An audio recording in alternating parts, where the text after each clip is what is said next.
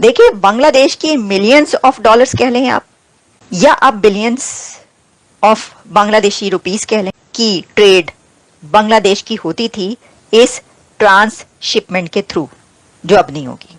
मोदी सरकार ने बांग्लादेश का हुक्का पानी बंद कर दिया है। बांग्लादेश जो कि अपनी इकोनॉमी को बचाने के लिए हाथ पांव मार रहा था, कभी पाकिस्तान के पास आ रहा था और कभी चाइना में जाके बड़ी बड़ी बढ़के मार रहा था। इंडिया ने बांग्लादेश को ऐसा मुंह तोड़ जवाब दिया है कि बांग्लादेश को खाने के लाले पड़ गए हैं।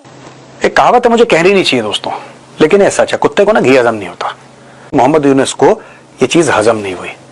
अच्छी खासी इसकी ट्रेड चल रही थी, अच्छी खासी ट्रेड चल रही थी, क्या जरूरत थी वहां पे जाके भौंकने की चाइना में? शायद नरेंद्र मोदी साहब की क्योंकि ट्रंप साहब से दोस्ती है, तो उन्होंने सोचा हुआ कि वही फार्मूला अडॉप्ट करें जो कि ट्रंप का फार्मूला है, और वो है टैरिफ्स। अब बांग्लादेश की जो ट्रेड लॉजिस्टिक की जो कॉस्ट है वो बढ़ेगी। अगर आप यहां से यहां जाना चाहते हो, आप बर्मा क्रॉस करोगे, आप थाईलैंड क्रॉस करोगे, आप लाओस क्रॉस करोगे, आप वियतनाम क्रॉस करोगे, क्रॉस करते करते करते करते ना जो कमीज बनाई है ना वो रुमाल बन जाएगी, तब जाके पहुंचेंगे। देखें, बुनियादी बात यह है कि डॉक्टर साहब, यूनुस साहब पढ़े लिखे हैं, उनको इस तरह की भड़के नहीं मारने चाहिए। मैं बांग्लादेशियों को यही चीज बोलता हूं कि यार तुमने पाकिस्तान से सिर्फ एक ही चीज पिकअप करी है।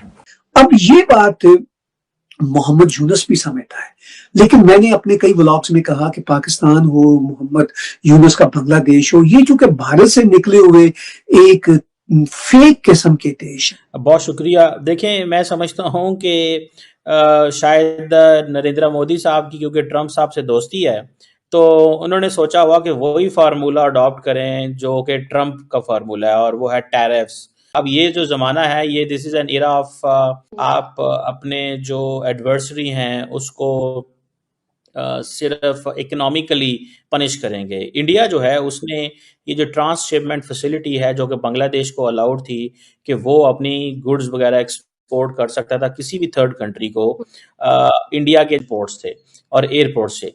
ये जो बेसिकली ये 8 अप्रैल से ही उन्होंने ये किया है। अब बांग्लादेश की जो ट्रेड लॉजिस्टिक की जो कॉस्ट है वो बढ़ेगी बेसिकली। तो वो बांग्लादेश को देखिए ना, एक तरफ अमेरिकन ने बांग्लादेश के ऊपर 39% टैरिफ लगा दिए, वो तो चलो ट्रंप एडमिनिस्ट्रेशन ने उसको 90 डे का मोरेटोरियम उसके ऊपर लगा दिया है, लेकिन बांग्लादेश के लिए इकोनॉमिक चैलेंज तो बढ़ गया। और जिस तरह ये बात की जा रही है कि जब बांग्लादेश के जो चीफ एडवाइजर हैं मोहम्मद यूनुस साहब गए चाइना, और वहाँ जाके कहा कि इनकी जो लैंडलॉक स्टेट्स हैं वो तो कुछ भी नहीं है, और आप हमारे ज़रिए जो है वो समंदरों तक एक्सेस करें, तो ये एक मसला तो बनेगा। आप देखें ना, if in Bangladesh today has to export something to Nepal, export something to Bhutan, तो बात तो ख़त्म हो गई। अब देखें ना, इसमें 2 चीज़ें हैं। शेख हसीना वाजद थी पॉलिटिशियन, मोहम्मद यूनुस पॉलिटिशियन नहीं है। मोहम्मद यूनुस इलेक्टेड होके नहीं आए, ठीक है जी। मोहम्मद यूनुस को नहीं पता कि ये ट्रांसशिपमेंट एग्रीमेंट क्या है, इंडिया के ऊपर किस तरह वो डिपेंडेंट थे। अब वो बेसिकली ये इंडिया एक कोर्सिव टैक्टिक इस्तेमाल करना चाहता है कि मोहम्मद यूनुस का जो एटीट्यूड है वो थोड़ा चेंज किया जाए।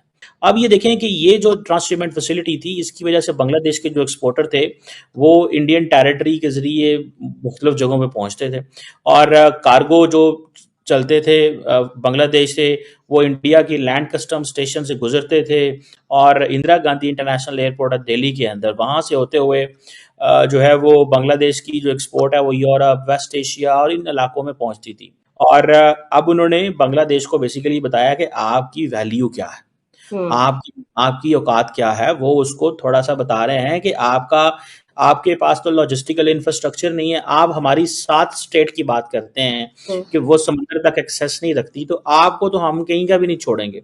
सो बेसिकली उन्होंने फैसला किया सजा देनी है। सो आप देखें, इट मींस कि जो नरेंद्र मोदी की मुलाकात मोहम्मद यूनुस से बैंकॉक में हुई है, that was not a good talk. One thing, it means that Narendra Modi doesn't want to make Mohammad Yunus happy and he doesn't want to win him. Narendra Modi वही करना चाहते हैं जो डोनाल्ड ट्रंप दुनिया के साथ करना चाहते हैं।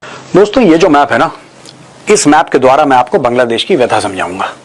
अब बांग्लादेश के जो पोर्ट्स हैं वो लगभग इस इलाके में, ठीक है जी, इस इलाके में। अब अगर बांग्लादेश का अपने खुद की जो शिपिंग लाइंस हैं वो इस्तेमाल करेंगे, यहां से आएगा, यहां से आएगा, यहां से आएगा, फिर यहां से वो जहां भी भेजना है यहां से भेजेंगे, ठीक है, ये सीधा यहां पे आ रहे थे, कलकत्ता यहां पे आ रहे थे।